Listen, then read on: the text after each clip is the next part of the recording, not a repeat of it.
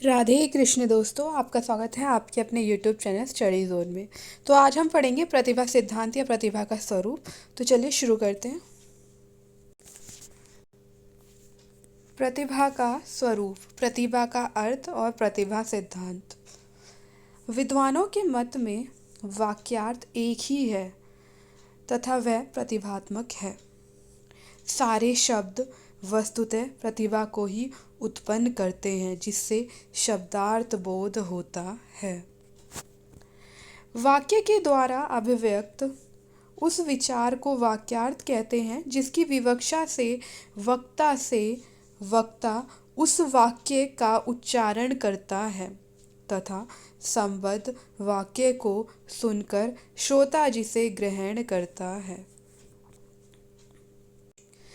विद्वानों के अनुसार जिस प्रकार वाक्य अभिवाज्य एवं अक्रम मानसिक शब्द बिंब के रूप में स्फोट है, उसी प्रकार वाक्यार्थ भी अविभाज्य अक्रम प्रतिभा है, जिसका ग्रहण श्रोता अपने मस्तिष्क में करता है।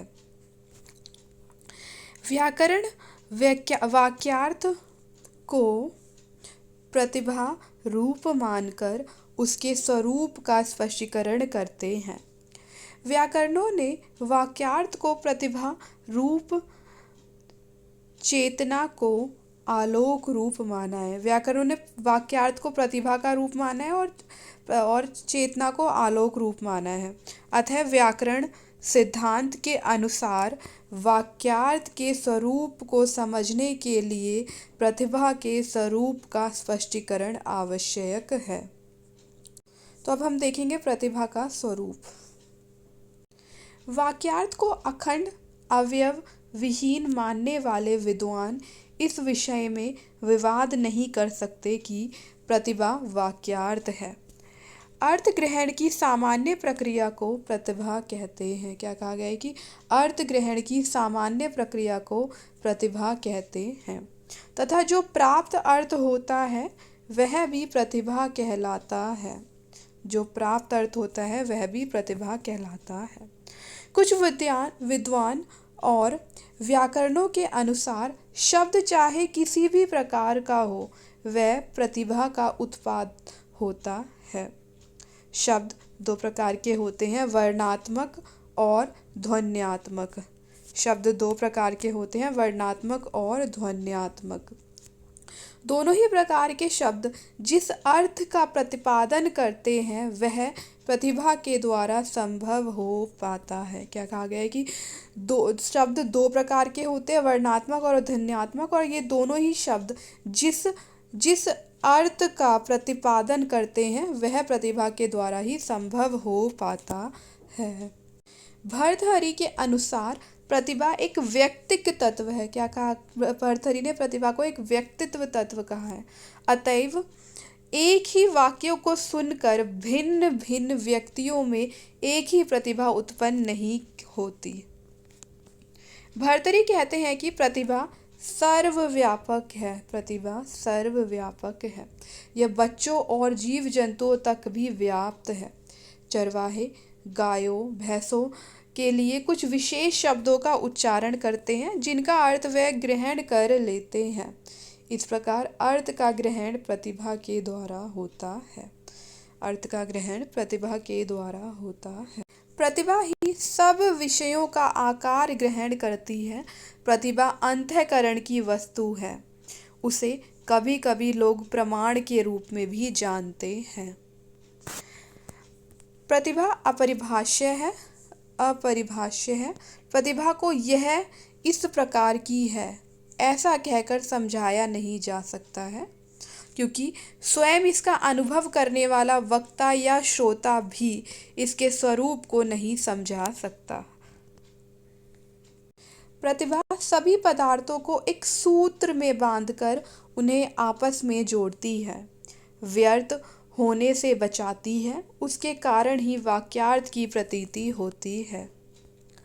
प्रतिभा का हेतु साक्षात शब्द है। प्रतिभा का हेतु साक्षात शब्द है। भावना से अ, प्रतिभा का हेतु साक्षात शब्द से, भावना से अनुगत प्रतिभा के प्रभाव का अनुभव किया जा सकता है।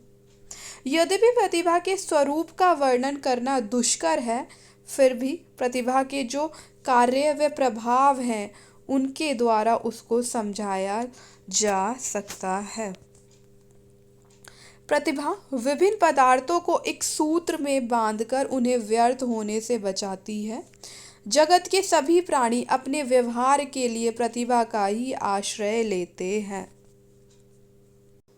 अब देखते हैं प्रतिभा के भेद। भर्तृहरि ने प्रतिभा के 6 भेद माने हैं। 6। पहला, स्वाभाविकी प्रतिभा। प्रतिभा स्वाभाविक होती है, यह संस्कार के रूप में अनादि अभ्यासवश अवस्थित होती है।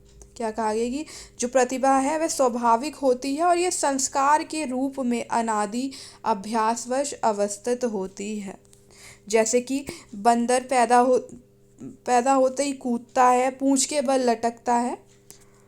अन्य दृष्टि से स्वतः ज्ञान कराने वाली शक्ति ही स्वाभाविक प्रतिभा है। स्वतः ज्ञान कराने वाली शक्ति ही स्वाभाविक प्रतिभा है। दूसरा है आचरण निमित्त प्रतिभा। आचरण निमित्त प्रतिभा, यह सदाचार आचरण के नाते सीख जाते हैं। भर्तृहरि ने इसके विषय में इतना ही कहा है कि वशिष्ठ आदि ऋषियों में यह प्रतिभा थी। वशिष्ठ आदि ऋषियों में यह प्रतिभा थी। इसे हम आधुनिक मनोविज्ञान के अनुसार अंतर्दृष्टि कह सकते हैं। जैसे कि दूसरों के दुख को बिना बोले ही हम समझने लगते हैं और यह सदाचार से ही सीखते हैं। कहा गया है कि ये वशिष्ठ आदि ऋषियों में पहले से ही ऋषियों में प्रतिभा थी ये वाली, और मनोविज्ञान के अनुसार इसे अंतर्दृष्टि कह सकते हैं। जैसे कि हम कोई मनुष्य दुखी होता है तो हम उसके बोलने से भी पहले हम समझ जाते हैं, उसके फेशियल एक्सप्रेशन से, कि वो परेशान है। तो इस प्रकार से ये कहा गया है कि ये सदाचार से ही सीखते हैं। तीसरी प्रतिभा है अभ्यास निमित्त प्रतिभा। अभ्यास करने की प्रतिभाएं उत्पन्न होती हैं। निरंतर एक ही काम करते रहने से व्यक्ति में यह प्रतिभा उत्पन्न हो जाती है। अभ्यास निमित्त जो प्रतिभा है, इसको व्यक्ति निरंतर एक ही काम को बार बार करने से उत्पन्न कर लेता है।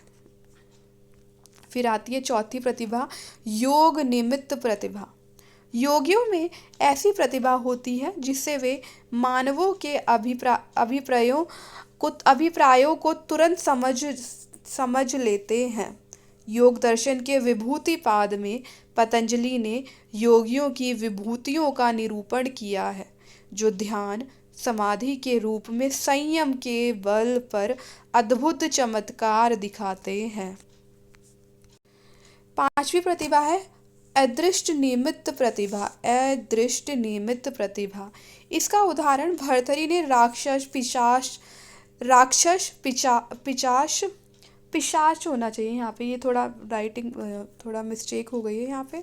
पिशाच आदि के रूप परावेश यानी कि जो अपने वश में कर लेना, रूप परावेश तथा अंतर्धान शक्ति से दिया है। इन लोकोत्तर योनियों में अदृष्ट शक्ति देखी जाती है। ऐसा कहा जाता है ना कि भूत पिशाच इन लोगों में इनमें जो है शक्तियाँ होती हैं बहुत सारी, और इनको हम देख नहीं सकते। तो ये वही बात कही गई है इसमें। छठी प्रतिभा है विशिष्टोपहित प्रतिभा। विशिष्टोपहित प्रतिभा, कभी प्रतिभावान व्यक्ति किसी अन्य अप्रतिभावान व्यक्ति को भी प्रतिभा से युक्त कर देता है। इसमें कहा गया है कि जो एक प्रतिभावान व्यक्ति होता है वो दूसरा व्यक्ति जिसमें कोई प्रतिभा नहीं है उसको भी अपनी प्रतिभा से उसको भी प्रतिभावान कर सकता है। जैसा कि महाभारत में संजय को दिव्य दृष्टि दी गई थी ना, कि वो अपनी इसी दिव्य दृष्टि के से जो है पूरी महाभारत देखता है। तो इसमें वही बात कही गई है। वीडियो के PDF नोट्स के लिए आप हमें टेलीग्राम चैनल पर ज्वाइन कर सकते हैं। तो लाइक करें, शेयर करें और हमारे चैनल को सब्सक्राइब करें। Thanks for watching.